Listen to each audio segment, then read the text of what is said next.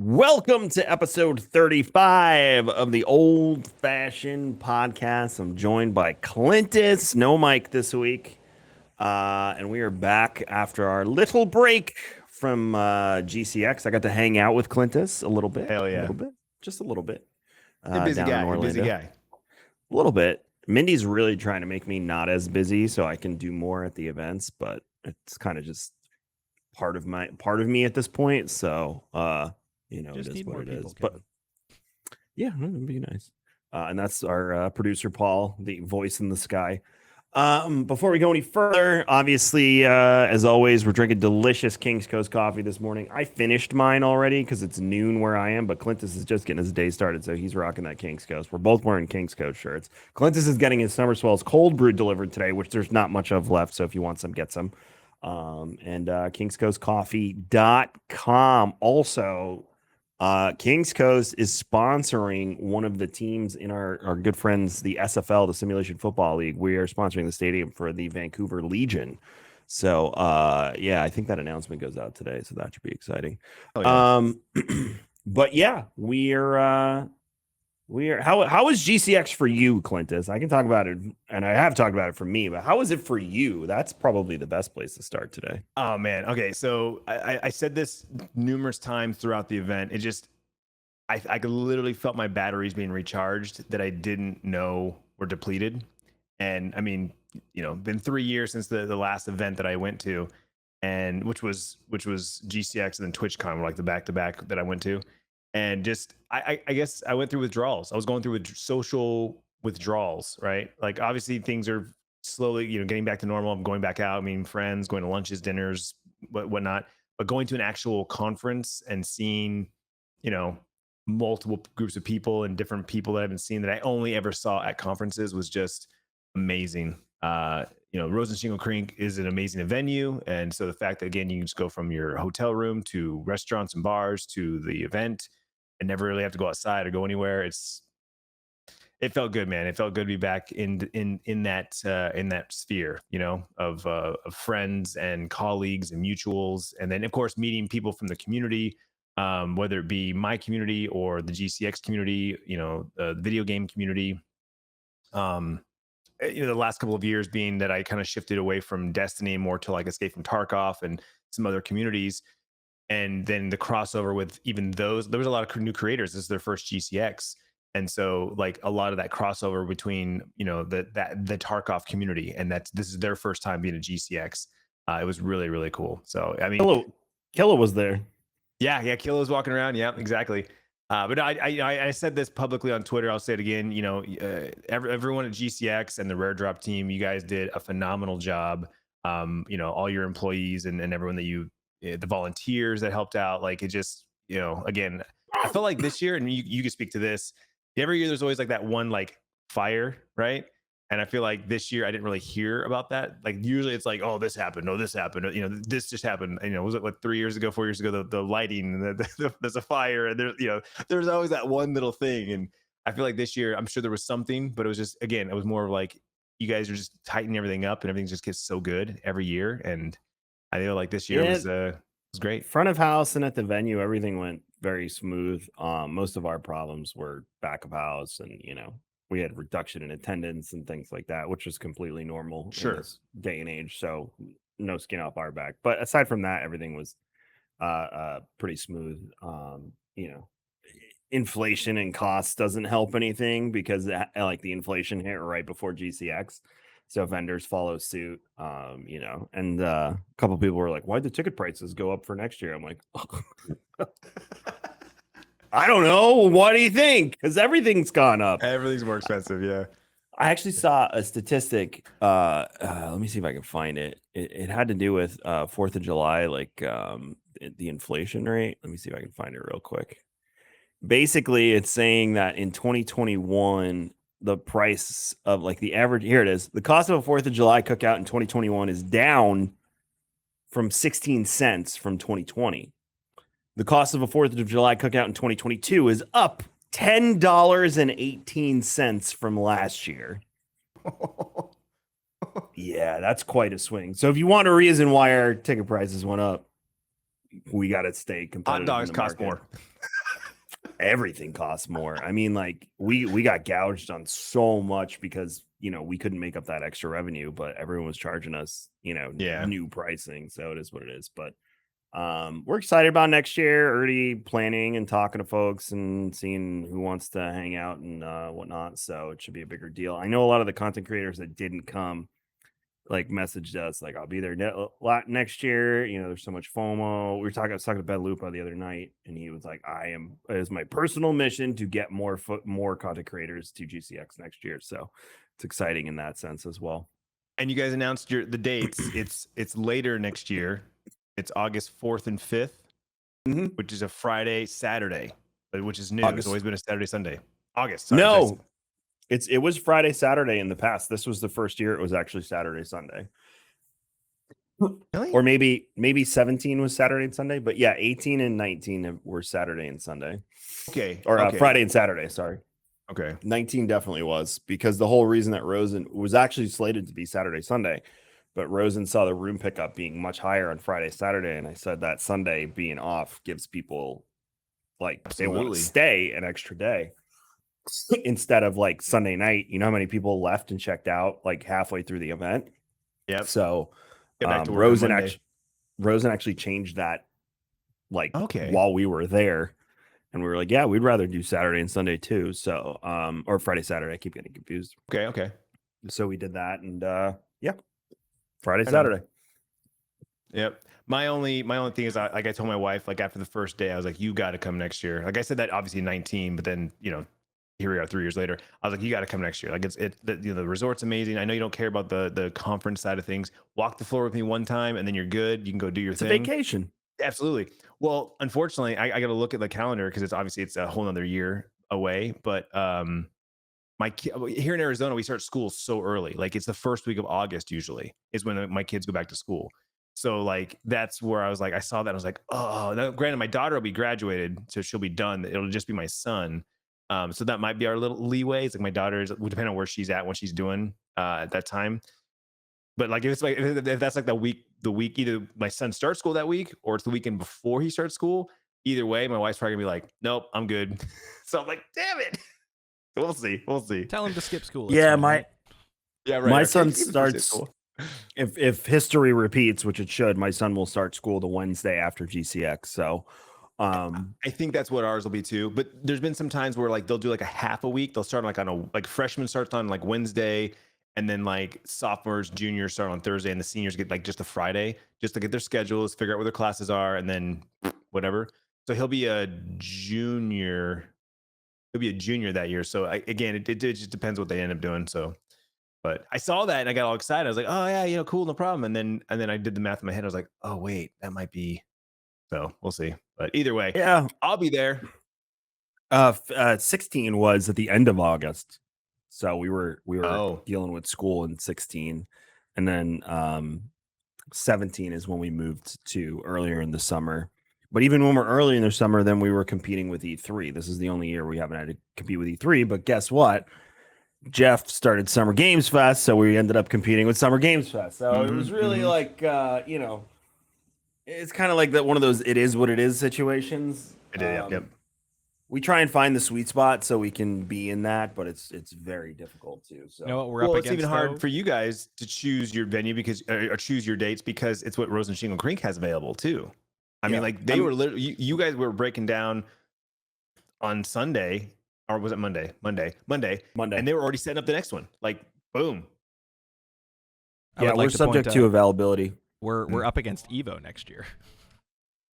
Evo? What's Evo? Evo is the other fighting game champion. It's CEO, like an Evo, and then the Tekken event. They're like the big three. Got it. I don't think that'll affect us too much. No, I was just saying. I mean, it just might mean we won't have Jabali and that folks there if he's there. So, but aside from that, like, is what it is.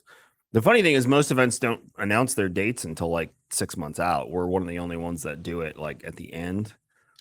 So people can plan, but I do that because it's supposed to be a vacation, and most people plan their vacations a year plus out. So smart. Well, then you also do ticket sales too, like right away. You're already there. That's like when you guys did that a few years ago. I don't know, like 18 or whatever. When you first did that, like boom, boom. I think it was 19. That was awesome. Yeah, 19 was the first time we did it at the event because 18 we did it I think Black Friday was when they went on sale. And we were doing Black Friday for a while. But then folks really responded well. Although this year, I think it went down by about 75%, but that's mainly because I think people didn't want to commit so early. Sure. Given the circumstances, which is completely Mhm, normal. So mhm. Well, and Um, the stuff I heard from a couple other people was like they just spent convention money that week, and they were like, I can't justify during a pandemic dropping more convention money after spending my current convention money. yeah, and Right. again, it is what it is. And full disclosure, we'll probably have a few more flash sales before the event happens. So you'll have more opportunities to save a few bucks on your tickets. But yeah, that was GCX. We're working on all our new stuff now and trying to organize for next year and all the other fun work we got going on. So I have to say, just to wrap up the GCX thing. So I was part of the charity marathon, which I was honored to be back on that. The colored hair for those watching on YouTube and the various places, it's more of a yellow now, but I had neon green hair for the event because I said that my stretch goal was 15K. If we raised 15K, I'd dye my hair, and the top donor got to pick the color, and so they chose the green. It was supposed to be more like my glasses green, but anyway, one of the other incentives was also to bring back the romper that I wore back in 2018, and then I did a new one each day, and everyone loved it. It was a big, everyone was like, oh, they're looking for me, they're looking for the hair, looking for the rompers. I think I may have cornered myself into now being the romper guy at GCX The every romper year. guy. I think everyone's already like talking. I've already gotten some tweets like, dude, this is a good one for next year because you guys announced the new theme, right? With the fantasy, like the shield and the sword, kind of gives like that Zelda vibe. So people have already sent me a few like, hey, this is like a fantasy one. Here's a Zelda one. So I'm like, oh well, I might have to commit to that now We from can have now a on. romper meetup next year. Yeah, there you go. A romper meetup at the pool. There you go. I think most people, what I've noticed of doing this now for a while is once they get an idea in their head of what something is or what someone is, they don't let go of it. So you did corner yourself and pigeonhole yourself into being the romper guy because you've done it twice now. So now it's one of those things that's expected. Well, that's what Um, happened in 19. Everyone's like, "Where's the romper? Where's the romper?" I'm like, "Oh, that was a joke with the whole romper calendar thing that you guys did years ago. It was like that running joke." So I saw it on Amazon, and like that pink and blue one that I got was like super cheap, right? Like I was like, "Oh, screw it, I'll spend like the $20 for a good joke, a good bit for the thing," and it worked out. Like I walked up when you guys were on the podcast and stuff, and that clip is still iconic. But then like 19 shows up, everyone's like, "Where's the romper? Where's the romper?" I'm like, "Oh no, man." So when I brought that back, everyone's like, "Yes." And so yeah, I think that's gonna be the thing now from now on. Is I'm gonna have to do that. Which but I already said too. I'll just like community source it. I'll make like a wish list. I'll find some rompers that I think are cool, and then throw it out there. Be like, hey, you guys can pick the rompers for my GCX. Like you get to pick it out or whatever, right? So we'll do that, and maybe like make like like a fashion show or something. I don't know. I like it. I think that'd be fun. Yeah, yeah. Well, yeah, I mean, it's again, once you get something in their heads, like the t-shirt ticket thing, they still make comments about Oh that. yeah, yeah. Well, and So honestly, it was comfortable. I wasn't hot. It's shorts and short sleeves, so it's fine. My only complaint is that it just has like two short pockets. So there was actually one ah, day, the first day, I brought my phone and my camera because I was vlogging. Right? I wanted to vlog the first day. I'm like, I don't need my wallet. I'll leave my wallet in my hotel room. My card was in my wallet, my room key. card, So yeah. yep. So I about 4 hours later, I'm like, I'm gonna go back to my room, refresh, get a snack or something. I go to my room and I'm like, so I go to the lobby. I'm like, yeah, hi. I left my my wallet in my room with my key card in it, so I don't have ID to prove that who I am. But I gave you my room number, and if you want to send security, so they sent security up there to like let me in, and then I had to stand at the door and show my ID. Like, yep, that's me. So I had that. So then the next day I brought my wallet, but no camera because I was like, I didn't want to carry the camera around. So it's like next year I think I'll bring like a sling or fanny pack or something like that. I just have some storage on me. That was literally my only complaint with them. So what about you? You did the event was done over with. We've been off for a couple weeks. You went on vacation, right? What'd you do on vacation? No, I didn't go on vacation. We closed the office the week after, so everyone can breathe because it is To say it's a lot of work is an understatement. And our Extra time team is off. small. Yeah, so we close the office. We close the office 2 times a year. We close the office the week after GCX, and we close the office the week of or after Christmas into New Year's. Um, just a little added incentive if you ever want to work at Rare Drop. You do get 2 weeks. That does not count towards PTO, so you get those 2 weeks plus PTO and whatnot. But we my whole family was sick, so we just sat on the couch and did nothing, which was my plan anyway, was to sit on the couch and do nothing. So it kind of worked out in some weird twisted way. And I finished the main story for Assassin's Creed Valhalla, which I've been playing since November of 2020. So that was exciting. And now I'm just doing cleanup in the game. But I started a few new things. I started playing I went to New York this weekend and I started playing Coder 2 on my Switch, which I forgot how much I love that game. And the controls converted really nicely. So I'm about 4 or 5 hours into that. And then I just tried Expedition Rome PC game on Steam. It's like an isometric, plays a little bit like an XCOM, but there's a lot of politics and BioWare. So I don't think I'm into it. I'm about 4 or 5 hours in, and I'm just not feeling it. Not feeling it. So Oh, yeah, are you probably an into the uninstall. XCOM? Are you into the XCOM games or no? No, Okay, yeah. not really. I'm even gonna try and force it with Midnight Suns because it's Marvel. So we'll see if I how similar to XCOM it is. But yeah, wasn't really a huge fan. I'm mainly at this point, I like a good shooter, but I'm a story driven RPG guy, MMO or single player, it doesn't matter. But that is just my bread and butter. I guess I don't know. I'm at the age where that's it. That's what I like to do. I like to run around and experience stories and worlds and things like that. I'm at this point where I'm like, maybe I should play Skyrim again for the 4th time.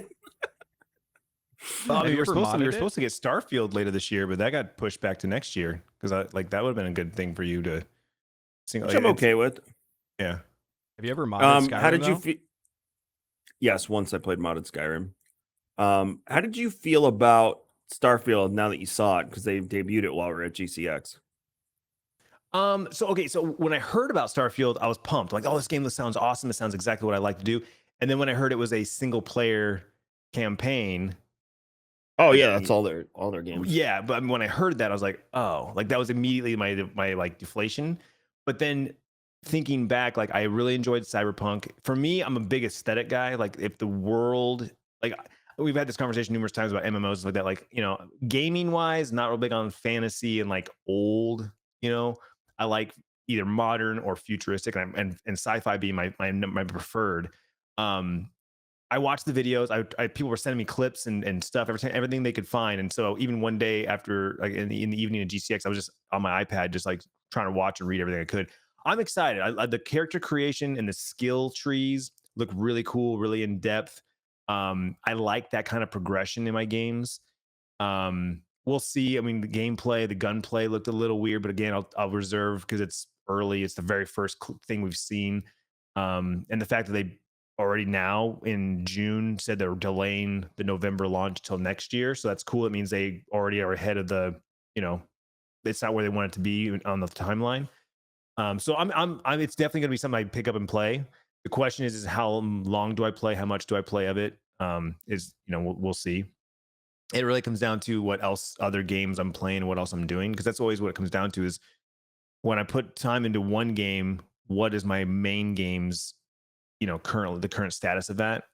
Like I put down when New World came out, I didn't plan on playing New World, and I tried the beta and I liked it, and then I went hard in it because like all my friends were playing. It was a big group, it was awesome. And then as they all slowly disappeared, I was still really enjoying the game, and I played for 3 months till the Tarkov wipe in December is when I switched, and then just once I put it down, I never really went back to it. And so I feel like with the single player campaign, if I'm really hooked into it, and I know there's that carrot at the end of the end of the stick, or the end of the pot of gold, the end of the rainbow kind of thing, I'll continue to play it. But that's like why I stopped playing Cyberpunk. As much as I enjoyed that game, it's like once you kind of get through the story and your characters, there's no more skill, there's no more things to unlock. It's like that GTA where you're just making money to buy better cars, and there's no drive for me.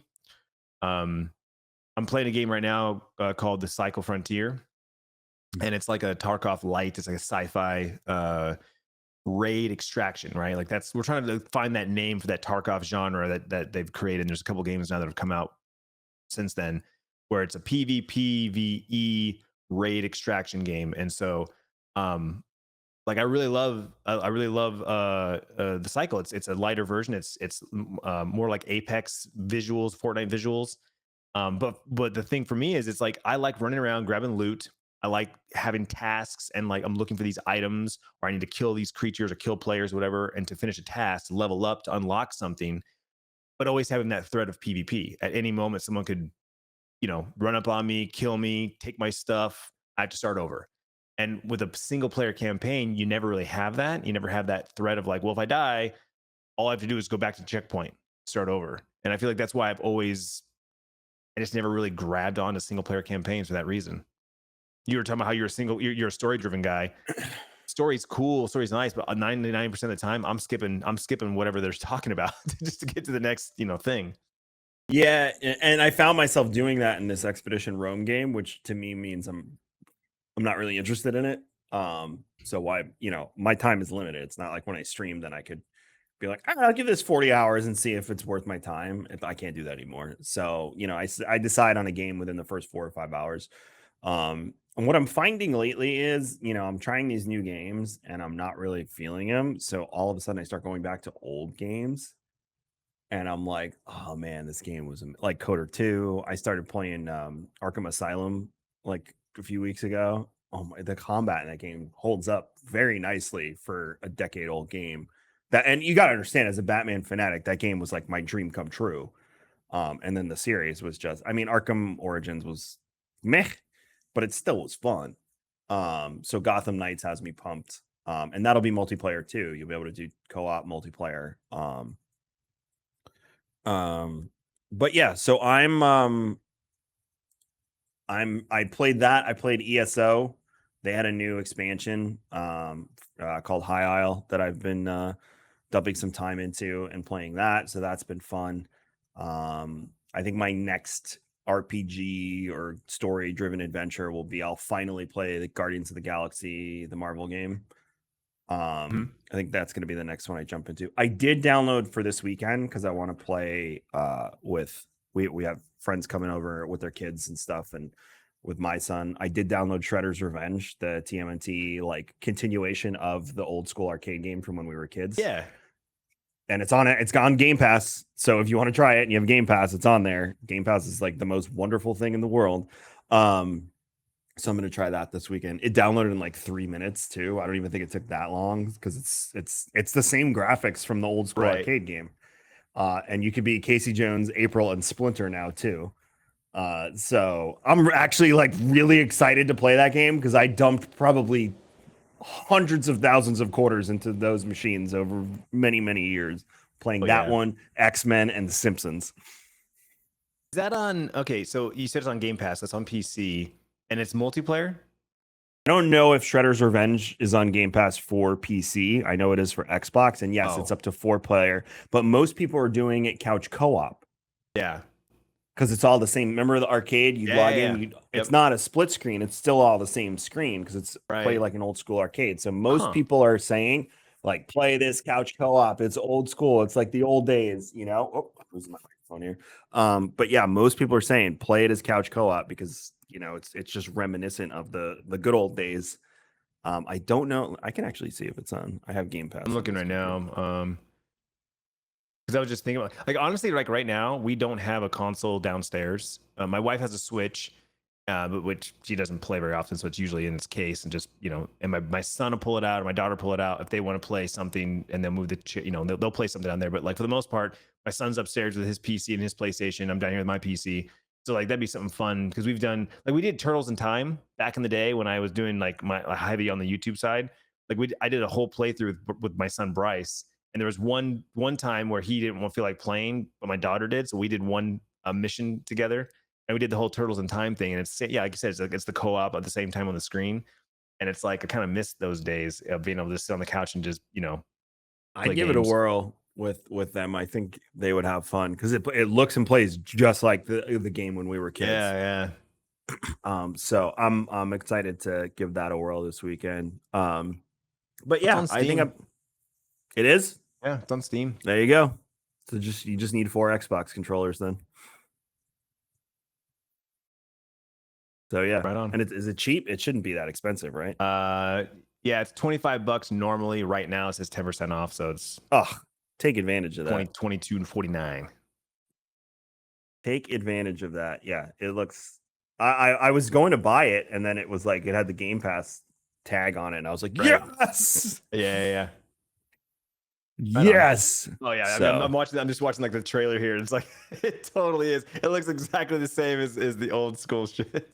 I love it. The little hoverboards. Oh, dude, yeah. Yep. The Foot Clan Right looks on. the same. It's I don't know. Clan, It just looks so good. So I'm excited to jump into that. And I have a feeling, we're in this. I've said this before on this show with Mike, but we're in this renaissance when it comes to gaming. Remember when the movie industry started remaking everything from like the 50s and 60s and 70s? We're there with gaming, where remakes are happening, or stuff like this, where they're like, we're going to continue the story, but it's going to feel like it did when you were a kid. Yeah. And I don't think it's a lack of innovation. I think it's more the fact that what I'm noticing in gaming is this. I'm noticing a lot of unrest when it comes to the status quo of how we play online games, especially. So I'm noticing in sports games, there's this huge upheaval of folks that are like, look, you haven't updated franchise mode in a decade. You're so focused on Ultimate Team because it makes you money, and you haven't updated franchise mode. And then they're like, we promise we're going to update it. And then Madden pulled the rug out, and we're like, we won't have time to update it. And the community went ape shit. So I have a feeling you're going to see a lot of innovations when it comes to sports games. Now in MMOs, the practice we're seeing is the monetization and the level of monetization. When you go to places like Korea and, the East, a lot of that's acceptable. It's a cultural thing. Here, it's not as acceptable to just slap a price tag on everything and have that be how people, play the game. Which, kind of leads into Diablo Immortal. People are quitting that game left and right because the monetization is like, the words I've heard is unacceptable, aggressive. I downloaded it and uninstalled it because I'm like, I don't want to. I'm not going to do it. I have other mobile games that I play. And then for PC, it was like, I'll just wait for Diablo 4. Right.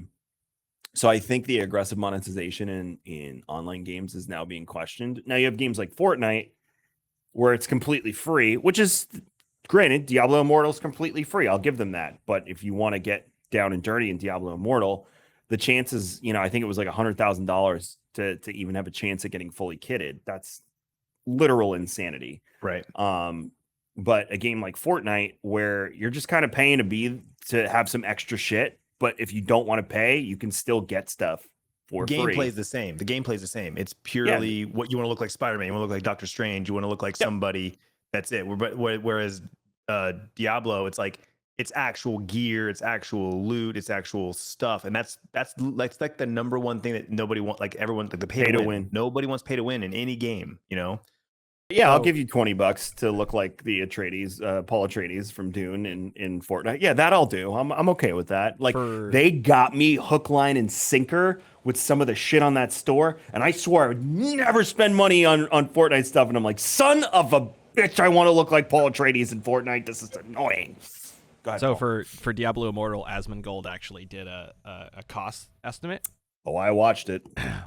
$540,000 to max a character. It's insane. Yeah. It's insane. Like, if you're going to do pay to win, at least make it attainable. Right. Yeah. That's it. Like, at the very bare minimum, if you're going to do pay to win, make it something that is attainable. A lot of people got mad at Lost Ark and whatnot, but I think they're the way. I don't like Lost Ark because it feels like a mobile game. Like, it's very, very, very Eastern.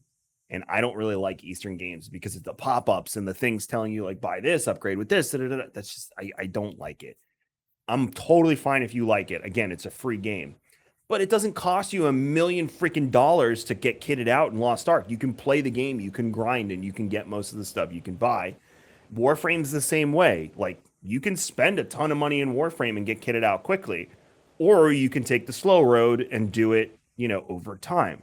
Mm-hmm. That I'm fine with. I have no problem with that. I'm not going to play those games personally, but they're not in my opinion they're not setting a bad standard in habits.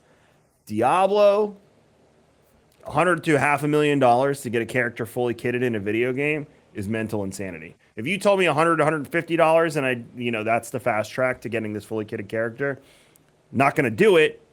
I'm okay with it in a free game. Like that's how I feel. Do you think though, from what you just said, if it was let's say it was only $150, would that actually be worse because then more people would do it and everybody would be like, oh, $150, I'll max out a character for $150. Whereas because it's so unobtainable, it's like, well, it's not going to happen. Like it's in the game if you want to spend, but no one's going to do it.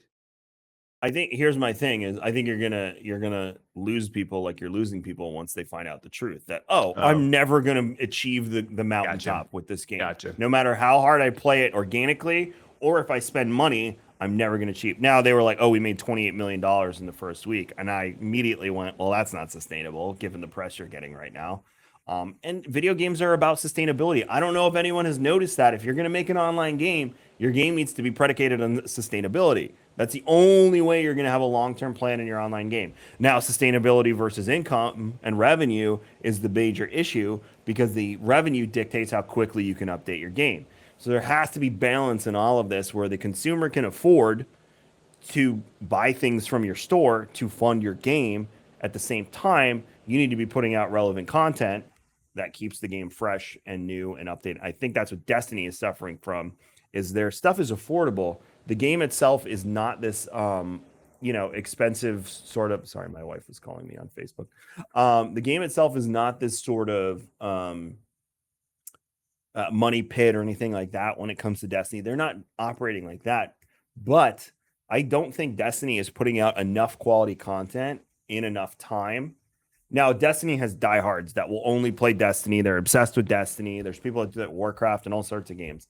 But my big issue with Destiny was quality content and the time it took to put out the content. I would prefer to pay a subscription model to Destiny for $15 a month and get more content coming quicker than the way it's structured now. I would prefer that. Again, and this goes back to conversations from Worst Radio Show and the Jam and all the old days where I was pretty staunch about the fact that I wanted Destiny to be an MMO, and that's how I felt like it was sold to me. And then it never hit that mark, and that's what frustrated me for 5 years. Was it never progressed into that, and then they started using that word action MMO, and I was like, we're inventing a genre now, aren't we? And that's okay. Plenty of people love it. They play it, but my big gripe with Destiny was the content wasn't coming quick enough, and it was so short content unless you were grinding, you were streaming yourself trying to like solo Grandmaster Nightfalls and things like that. But that to me is entertainment. That's not content, if that makes sense. Right. Yeah. So, well, and that it works for it's a thing where it's it depends on if you're a content creator, right? I hear the same complaints, I hear similar complaints to like Escape from Tarkov, like people that saying that it's hard to play solo, and I try playing solo and it's just demoralizing or whatever. And it's like I play solo all the time, but I also think it's because I have chat to talk to. Like I'm playing solo, but I'm not solo. And I get tips and tricks from chat and people that are helping me out. But it's like, because I'm a content creator, I have a different view on the game because I'm streaming it and I'm playing it. And like you said, the challenges and like trying to get to something and people waiting for me to like complete the task or get the job done or get out of the raid versus like doing it by yourself. It's like, okay, I've done this already a bunch of times. There's no motivation to keep doing it. I get that motivation from from people watching. Tarkov feels like the From Software shooter, if that makes sense. Like it's like the Souls game of shooters. Mm-hmm. Like you go into Tarkov knowing you're going to get your shit pushed in and your dick punched. Like that's Tarkov. Like Yep. If you don't like that and you don't enjoy that, you shouldn't be playing Tarkov. And there's a huge problem in the gaming industry right now where they're trying to sell every game to everyone. And I'm like, stop. Like sell your game to certain people that are going to enjoy it. And instead of trying, I understand the idea of reach marketing, getting new people to try and play your game. I completely understand that. But stop tailoring your game experiences to those people. Focus on your core community and get people to come in that are going to be like-minded with your core community instead of making modes and games and things too. Which is why I respect Souls games, because they don't cater to anyone. They're like, well, this game's hard. Good fucking luck.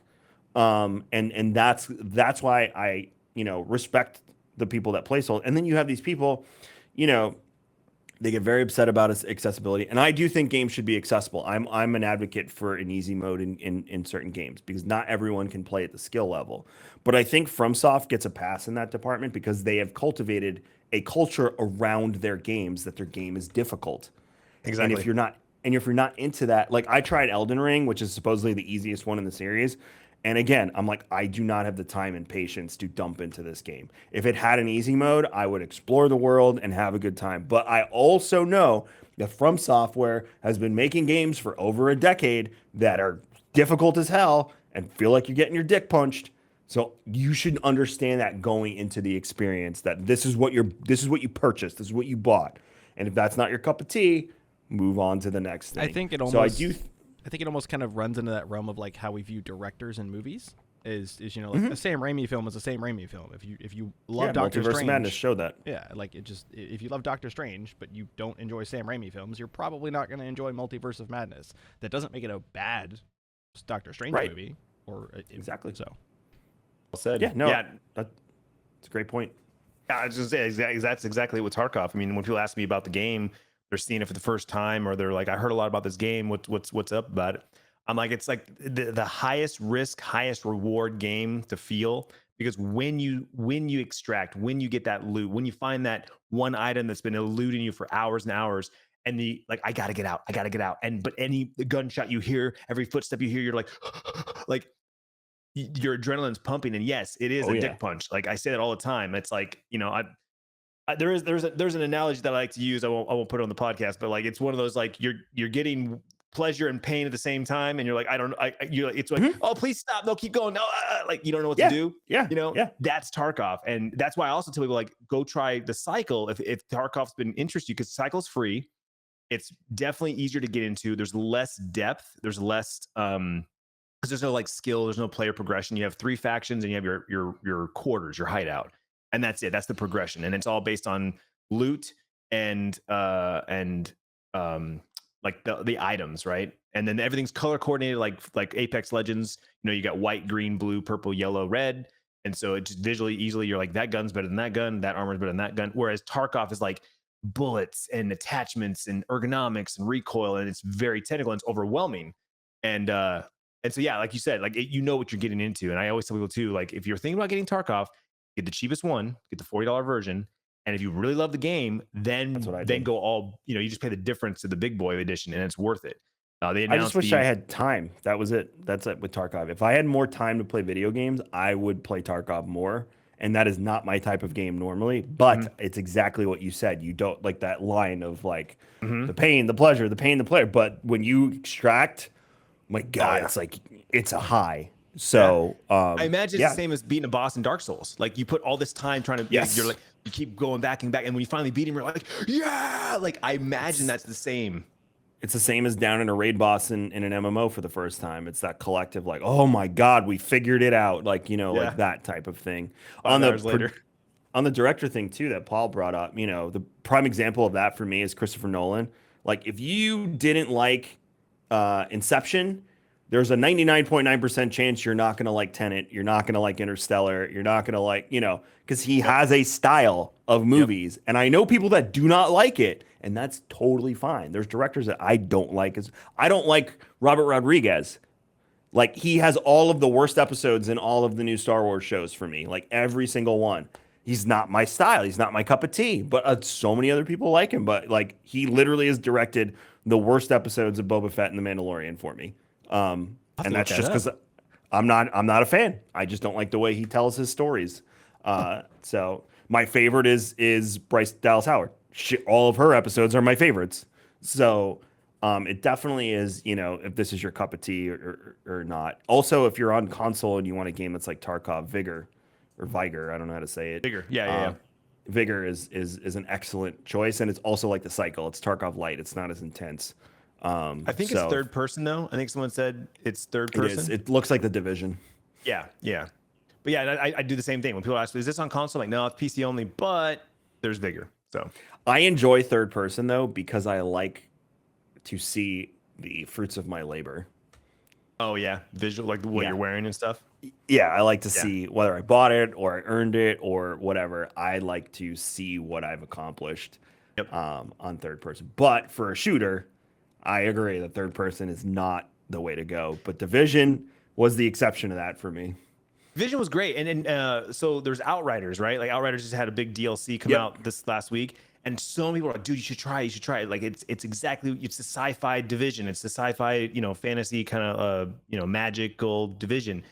And I'm like, "Yeah, it looks awesome." I watched some gameplay, I have a ton of friends play it, but again, it goes back to that third person, and it's like I gave Division that pass. I love Division 2. If tomorrow they announced Division 3 coming out next year, I'd play it. I loved it. It was great.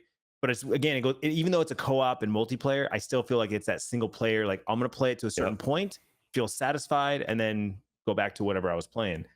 Um, and like the cycle is like Destiny, where it's a first person shooter, but then there's like the tower where you go third person and you can see your skins because there's a battle pass and there's a skin shop and stuff like that, so you can kind of see, like you said, and I agree with that. I love that. I love that Destiny does that. I love that Destiny goes third person for that social area, and you can see your character and do emotes and stuff, and I like that for sure. I'm learning this in my post streaming older age is if I'm not feeling a game, it used to be like finish the game. Now it's like if I'm not feeling a game after a while, it's probably best to just put it down and move on to the next thing. But the other side of it is too is like even if I like a game, certain games if I don't have the time to invest in them, Tarkov, you're always going to be behind the eight ball. So unless you have your friends carrying you through raids and stuff, it's always going to be a difficult. I'll never forget when, I told Lupo and Tim, I was like, I want to learn this game. I was at the end of my streaming career. And Tim was like, oh, Jesus. All right. Because he knows I'm a terrible shot in most games. And Tim is very competitive. But Lupo was like, yes, we're going to teach Kevin how to play Tarkov. And I had all of this stuff. We did this whole raid. They gave me everything that dropped in this raid. And it was, we were at pool too. So we were four stacking it. And all of a sudden I got lost in one of the underground areas and I couldn't find them. Fucking player who was in Lupo's stream, who was screen watching all of us, comes up from behind me, pops me in the head, takes everything. By the time they got back there, they couldn't find him, and then he was in everyone's chat like, "I extracted, ha ha ha, got you." Blah, blah, blah. Great story, fun time to be honest, because we were laughing. I thought it was hysterical because I was like, "God damn it, Ben, you left me for dead." And he's like, "I'm sorry, you made a wrong turn." And we were screwing each other, and it was a great time. But I don't have time to go back and like now try and rebuild from there. Right. You have to understand, and this was also a problem with Destiny when people used to say like there's not enough content, there's not enough content, there's not enough content.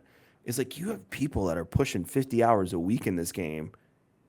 No game is designed for that, to push 50 hours a week, except for maybe a legit MMO or EVE Online or something like that, where it's like part of your life. It's part of who you are at that point. Right. So a game like Destiny, like, yeah, you're going to run out of shit to do in 50 hours, 100%. And I don't think that's anything wrong with Bungie at that point.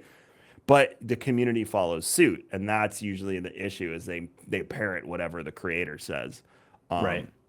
So we see that a lot. But yeah, those are the two things is like, if I don't like a game, I just have to be like, I don't like this game. I'm going to put it down, which sucks for me because it's like, this is some sort of weird emotional attachment to uninstalling a game that you didn't finish. And then on the flip side, it's do I have enough time to invest in this? Which is why I love ESO so much as an MMO, because it's the play anywhere, go anywhere, do anything with anyone at any time MMO, which is rare. And they have a legit progression system for that. It's very similar to like Diablo and stuff like that.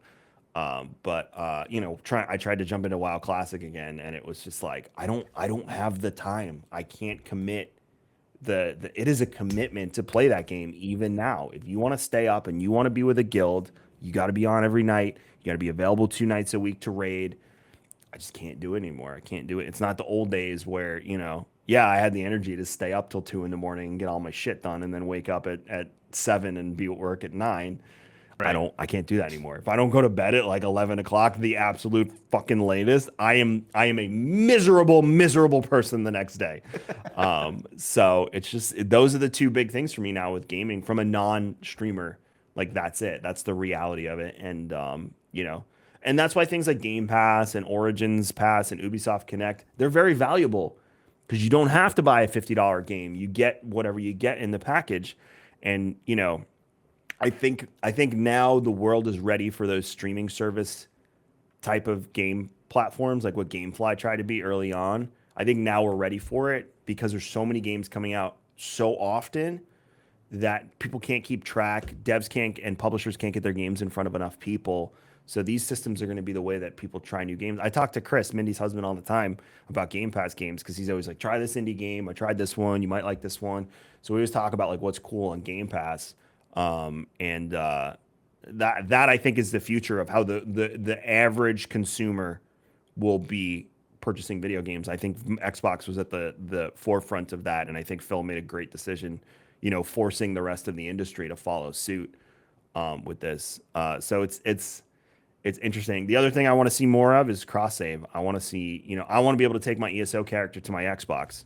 I need to be able to do that because right now, if I want to play on Xbox, then that's it. Like I'm done. Like I have to start a new character. Like my oldest daughter wants to play ESO with me, and she doesn't have a PC that can play it.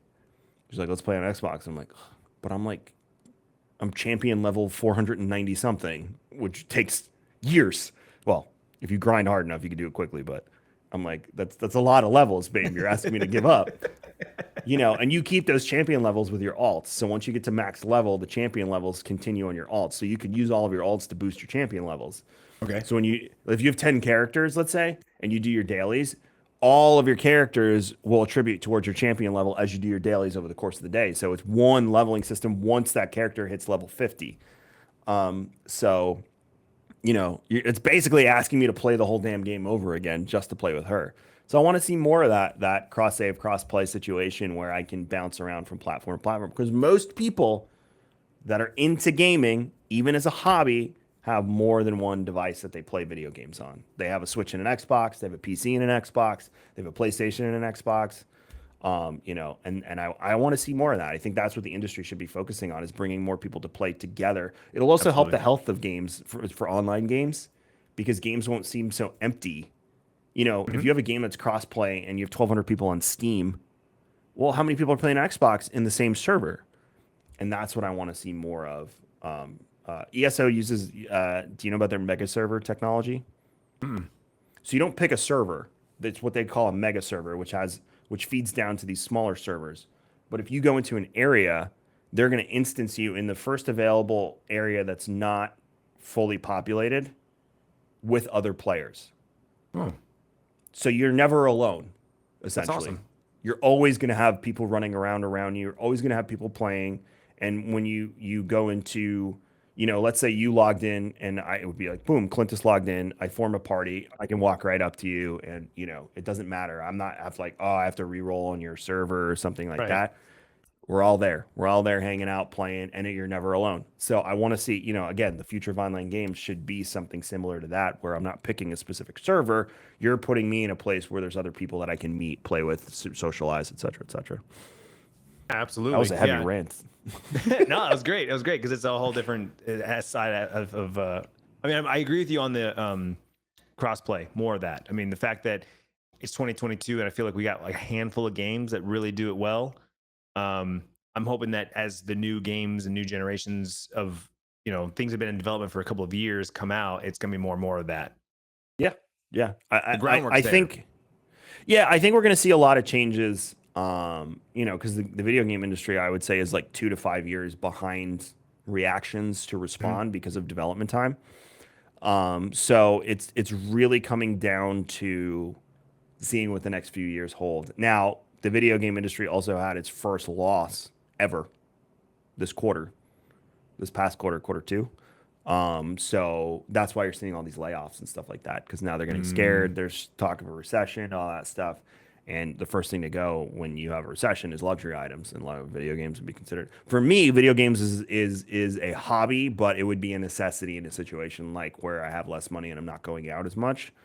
I need more video games then because that's what's going to keep me sane. So it's interesting. I think the gaming industry made too much money during lockdown, and they were like, "This is our new trajectory." And I kind of said that a few times. I was like, "This is not going to end well." I think the streaming services did the same thing. They were like, "This is our new trajectory," and I'm like, "No, it's not." So, gaming industry went down, but Twitch and Facebook reported that they had the first boost in viewership since 2020. Overall viewership. So it's interesting. I read a lot of stats on Twitch this week that were very. I think you actually retweeted the tweet that I saw that had all of the statistics in it for Twitch. It just makes it very interesting. I love there's 2,300 employee accounts and there are almost 2.8 million affiliates out there. yep. And their partners were what 40,000 or something like that. 68,000. 68,000 partners. When I got partnered and you got partnered, I think it was below 20 Yeah, it was. It was. It was. when we And all so, had and partner also managers. in that thread, because someone asked the question, like, wow, that's a big jump in partners from the last one, right? And they're like, actually, no. Like, long story short, the Q1, it was like 64,000. So it jumped 4,000 partners. Let me confirm that. It jumped up like 4,000 partners in 3 months. So right now it's 66,238. In Q2, it was 64. Okay, so it went up. It went about 2,000 partners in 3 months. So I mean, Like they're a still lot. partnering people. There's, I mean, everything's growing. I don't know what the affiliates were. That number is really big, but 2.7 and the I affiliates think were they 2.6. 140,000 affiliates I new. think they're doing more partnerships to continue to encourage people to stream because when this 50-50 thing comes down the pipeline, um, I have a feeling people will stop streaming. So they're trying to proactively make sure that revenue is accounted for the people that are going to quit, move platforms, whatever it may be when this 50-50 thing rolls down. Because once again, and this is my biggest gripe with Twitch, is that continues to blur that line between the affiliate and the partner. And I have been saying for years that the affiliate program was great at the beginning, but they have given the affiliates too much because now the partnership seems like, yeah, it got partnered. Oh, cool. What'd you get? A little more ad revenue.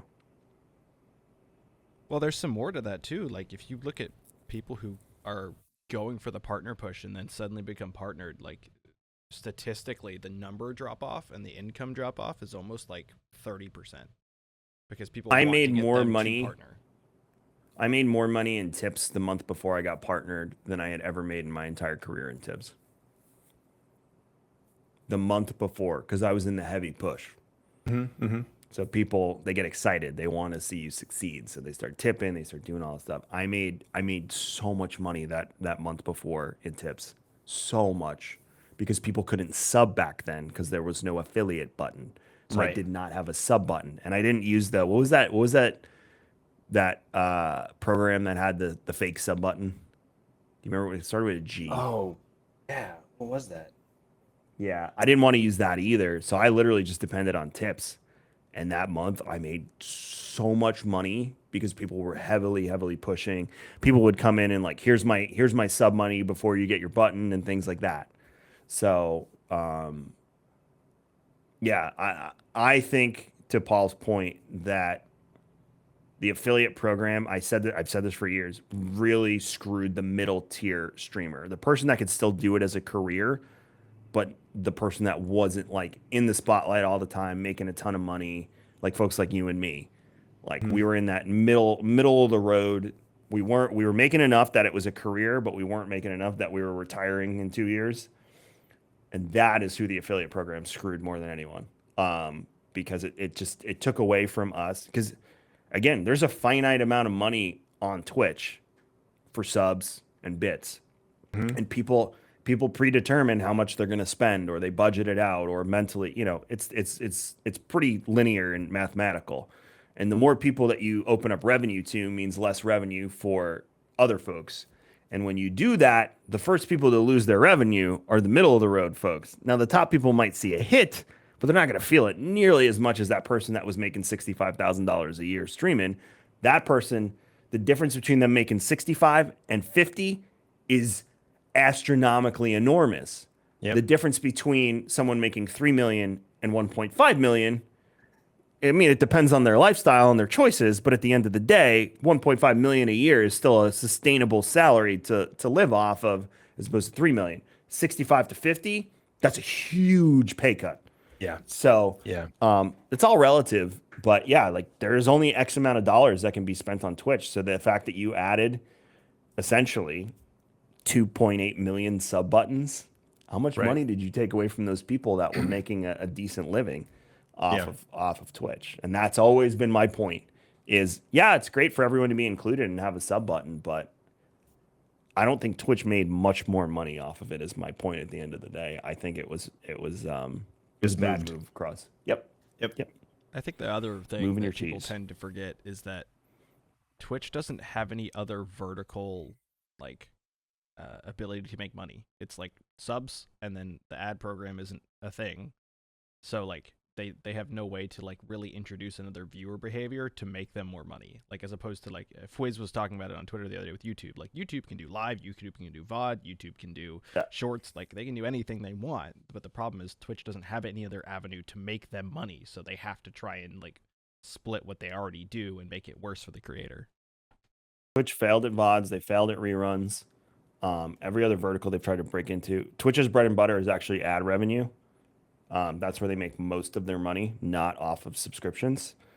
I at one point I was told that subscriptions actually, especially post affiliate, were operating at a loss from on a like a line item on a P&L sheet, and Wow. that the lion's share was coming from ad revenue, which is why they're so aggressive about ads and people running ads and whatnot. And so, but I mean, ad revenue is king at the end of the day. It's where most platforms make most of their money, and that's part of the reason Mixer fumbled was because they spent so much money on Ninja that once the ad revenue program rolled out, it was absolute dog shit, and we had no control over it. And that's part of the reason that Mixer failed was they fumbled ad revenue hard. Well, and I think So- that's the thing too that people they don't want to say it, but ad revenue has been a thing on YouTube forever, right? Like 2008, I think is when the partner program rolled out. And so since 2008, ads have been the primary way for creators to make money there. You know, millionaires, billionaires. It's still to this day, if you go look at the statistics, someone like Mr. Beast, you know, making millions of dollars a month on ad revenue. Twitch, it's because it's a live platform. Ads are disruptive, right? And that's because the creator, for the most part, doesn't say, we'll be right back. Like a TV show, like live TV, there is an ad break. There's like and on the next, when we come back from this, you know, break, the new story or this, or the show, the music ties down. There's the cliffhanger, ad break. It's designed to be that way. As a live creator, we don't do that. You know, at least for the most part, like the majority of people don't do that either because A, they don't think about it, or B, it's never been part of their programming. Now, with this new ad incentive that they're rolling out and prior contracts during the Mixer era, people were incentivized to run ads per hour. And so the people that did that put it into their content, right? Like, hey guys, I'm gonna take a quick break, be right back.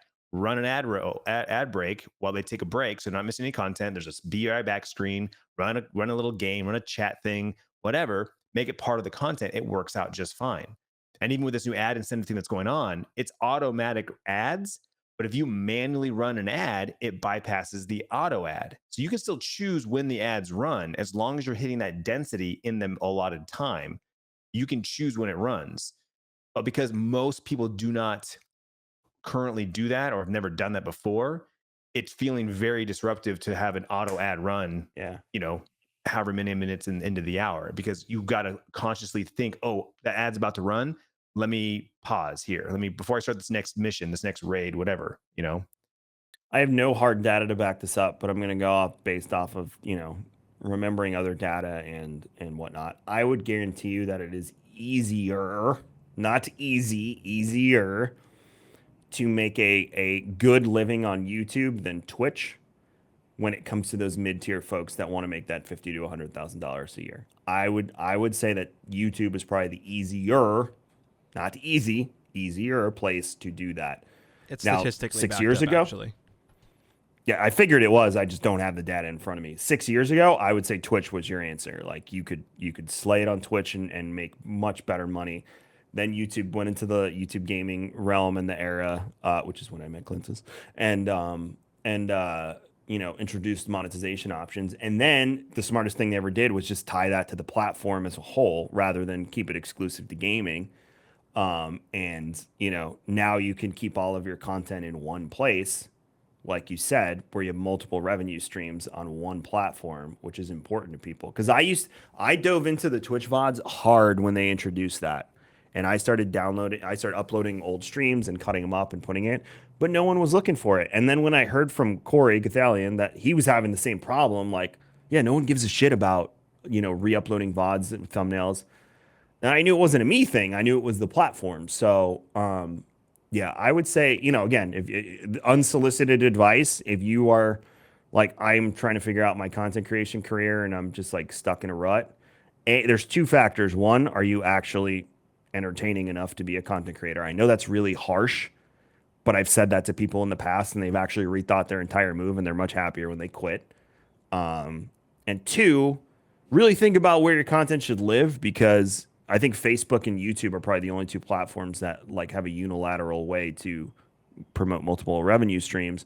Facebook's nice because it's connected to Instagram, but their VOD system is also horrendous. So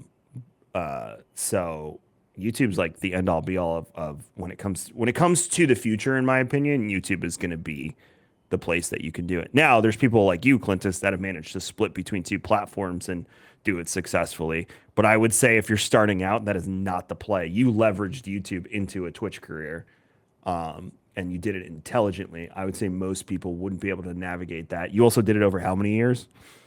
Yeah, I just hit 5 years on Twitch, did 2 years on YouTube gaming before that. So it's been 7 years. And then before I went full time, it was 4 or 5 years before that. You know, I told the story, like it took me 6 years to get my first YouTube check. And that was 2008, 2009, you know, the early days when nobody was doing it. Now everyone's doing it. So I always use that as an example when people are like, I've been doing this for 6 months. I've been doing this for 8 months. I've been doing this for a year and I haven't done this and this. I'm like, buckle up. It took me 6 years. It took me 6 years. So can you do this for 6 years? No revenue? And they're like, really?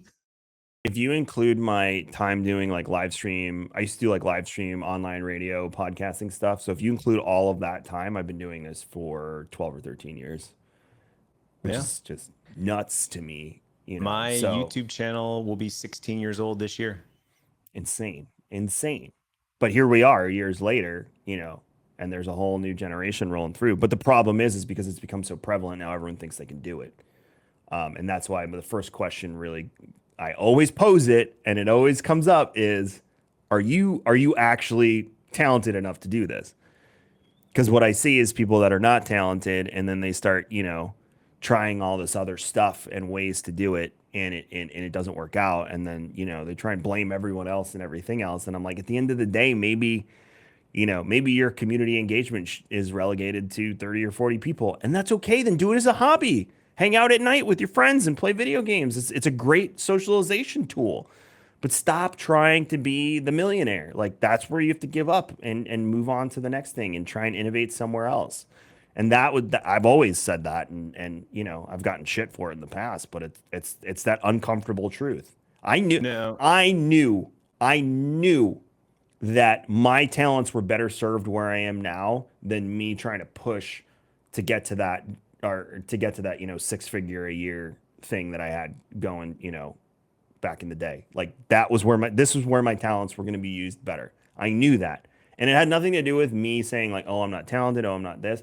I just knew that there's people that are more talented than me out there. And that's okay. I have no problem with that.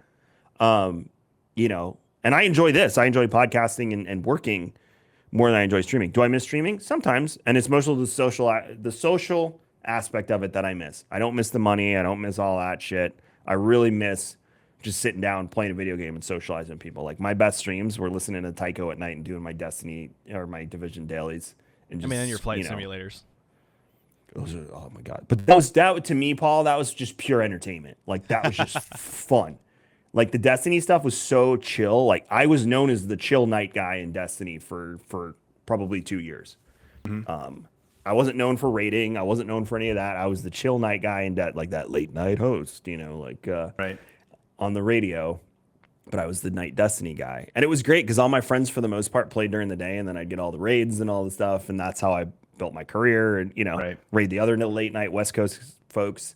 So yeah, at the end of the day, it comes down to like, are you talented enough to do it? And I know the other thing too, Clintus, that I always hear is like, oh, I'm driven. I can do this. And it's like, no, take a self-analyzation and watch yourself.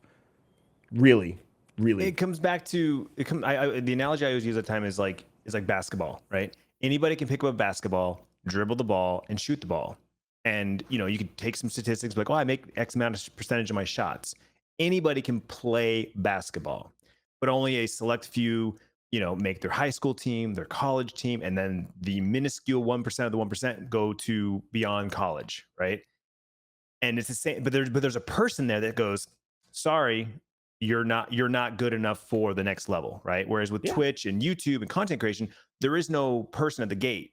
YouTube doesn't go, you uploaded 100 videos and you only got this many views, sorry, we're going to delete your channel. That doesn't exist.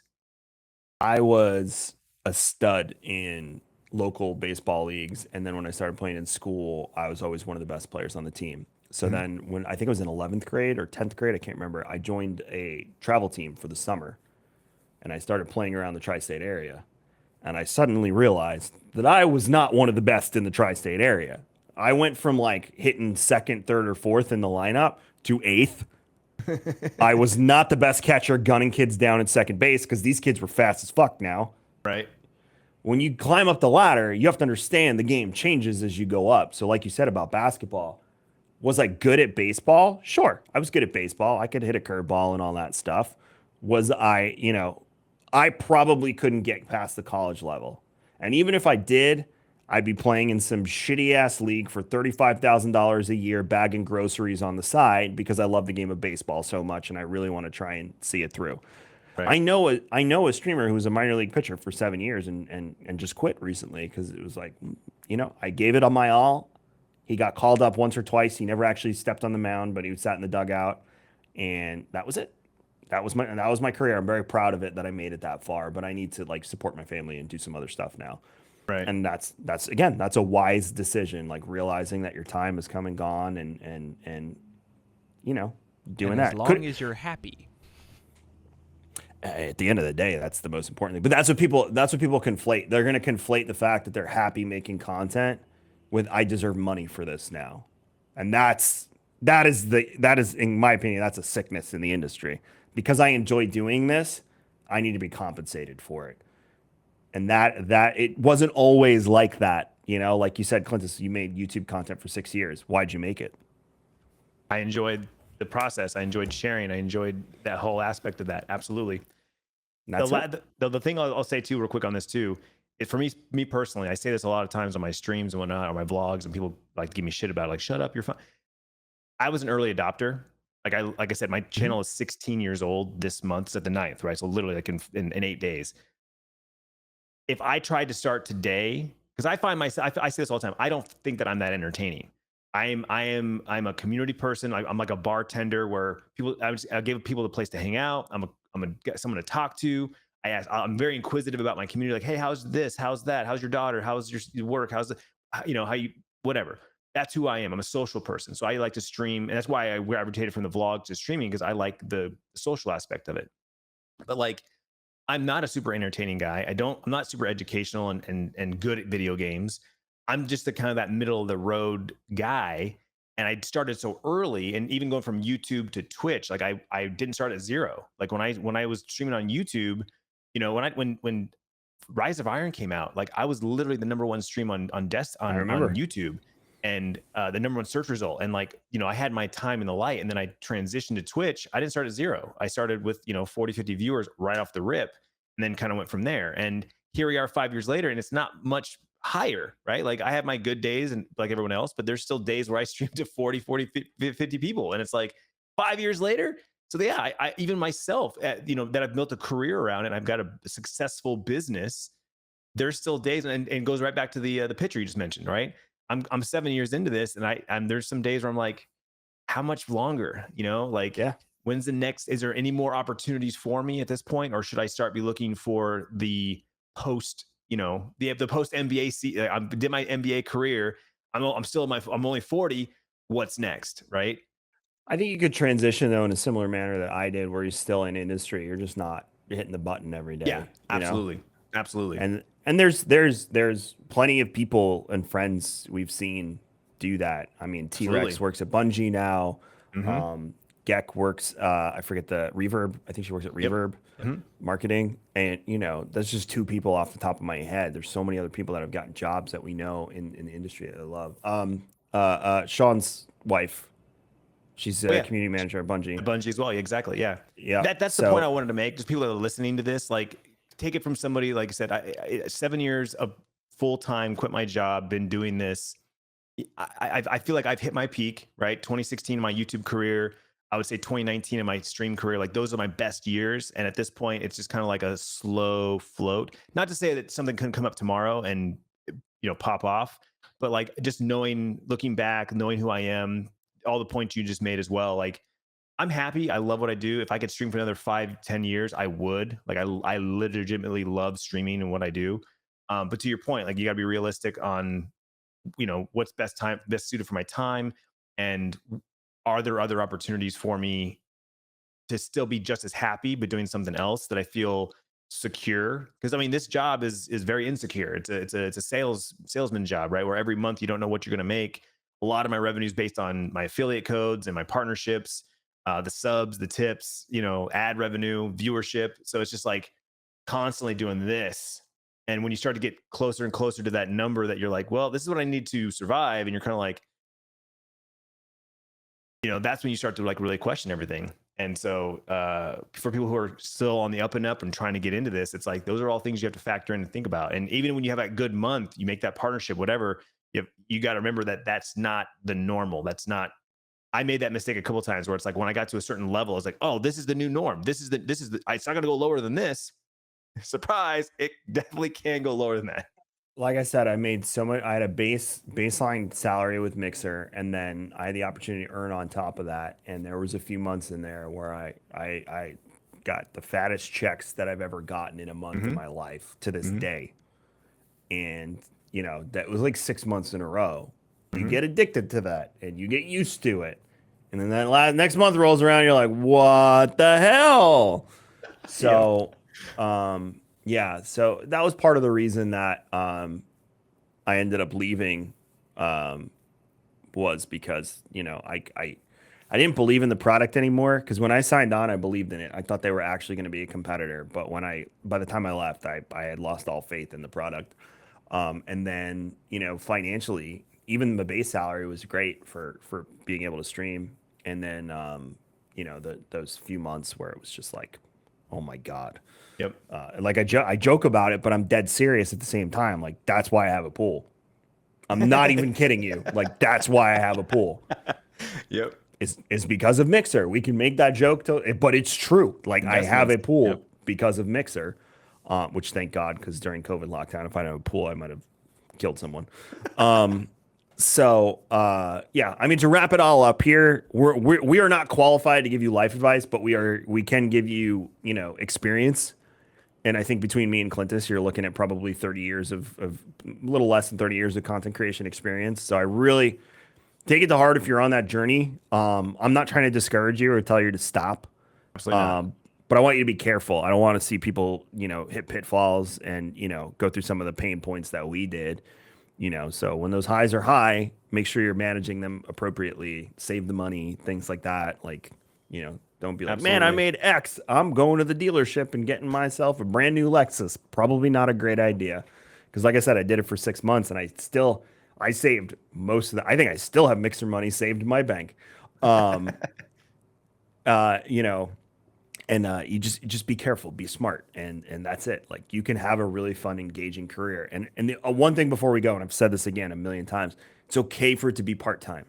It's okay to put in those 10, 20 hours a week because you just love it. And if you only make a couple $100, but you're having the time of your life and you're not like neglecting other parts of your life, just do it. Who's stopping you? There's no reason not to do it. That's how I got started in all of this. So 100%. yeah, follow the passion, but be intelligent, be smart. Don't just follow the passion blindly because you think like you deserve this or something like that. No one is owed shit in this industry, and I have had to learn that lesson that we are not owed shit. Like, And it from could the be young $0. from the young buck who Kevin brought into the industry, as somebody who did, streamed and did content through college, like it's also okay for it just to be a season. Like you can let it just be like 6 to 18 months of the best time of your life doing that thing that you would never be able to do at another time in your life. And then like for me, I'm getting married, I have a baby on the way, like, and I'm working. You're married already, Paul. Did I flip it? Anyway, one of the two things. And it's okay to like not stream and like do content like that because I have another thing that now is a priority and I love doing, and that's okay. So that's my 2 cents. Yeah, and that's it. You nailed it on the head. Like that's the place people need to be mentally to be able to cope with this and understand that like it could end, it could die. Twitch could go under. Then what? Oh, go to YouTube. Well, guess what? You have to rebuild literally everything you spent building on YouTube.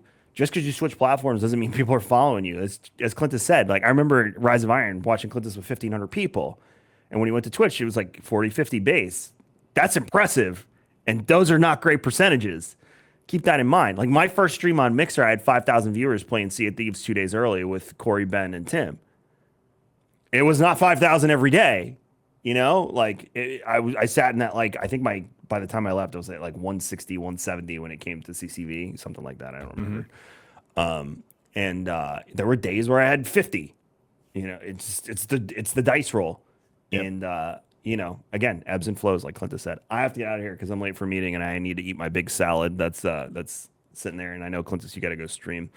But make sure you're following Clintus. I'm going to read the funniest piece go of ahead. news. Go ahead. Louisiana kangaroo was released from his enclosure in Louisiana, so they had to track him down. The thing and the person and the being that released said kangaroo from the enclosure was a rogue parrot. The parrot doesn't have a name, but the kangaroo is named Baxter. So it was a great time at the Bird Recovery International Habitat, which is exotic birds and natural habitat. Oh, there's the bird. The bird's name is Thor. So apparently, it's a whole thing. Great time. Check it out on upoddnews.com. Have a great time and have a good rest of your week. From producer Paul. Kevin, take it away. The God of Thunder releasing kangaroos in Louisiana. That is not a headline that I thought I'd hear today. But yes, make sure you go follow Clintus, twitch.tv/Clintus, Clintus on YouTube and everywhere else. And me, everything I do is on raredrop.co. If you want to like pick a fight with me on Twitter, you can't because I don't pay attention to Twitter anymore. As my Kings Coast fellow owners make fun of me for it because I apparently say it all the time, which I don't feel like I do. I think they're exaggerating, but I deleted Twitter from my phone. And then they're like, "Oh, is this where Kevin says he deleted Twitter from his phone?" I was like, "Shut up." Because I said to them this morning, I was like, "Don't go on Twitter because of Stranger Things spoilers." And they're like, "That should be easy for you since you deleted Twitter from your phone." And I'm like, assholes. Yeah, so everything I do is on RevDrop.co. I'm Kevin Exhibition on Twitter, KMagic101 on Instagram, and yeah, TikTok's Rare Job as well. But yeah, I hope you have a wonderful week. We'll be back next week. The following week, as long as Mike and Clintus can do an episode, they'll be on because that is my actual vacation, Clintus. I'm going to the Smoky Mountains and staying in a cabin. Right. Okay, for a I thought that was this last week. My bad. Okay. No, that's not next week, but the week after. I am off the grid for a week. It should be exciting. I have a grill, a smoker, my family. There's a nice little seating area by this creek. That's where I'm going to drink my coffee every morning. I'm going to try not to play video games, but that's kind of relaxing. My wife has finally realized that's relaxing for me. It took years and years of like, why are you playing video games? You know, now, especially because I don't stream, she's like, do you want to play your games? Are you good? Are you okay? You had a long day? And I'm like, thank you, sweetheart, for recognizing that. You're amazing. All right, you have a great one. We'll check you out for the next Old Fashioned Podcast for episode 36. And I almost said, may the force be with you. That's not what we say at the end of this. Just, yeah, have a good week or something like that. I don't know. Take care, everybody.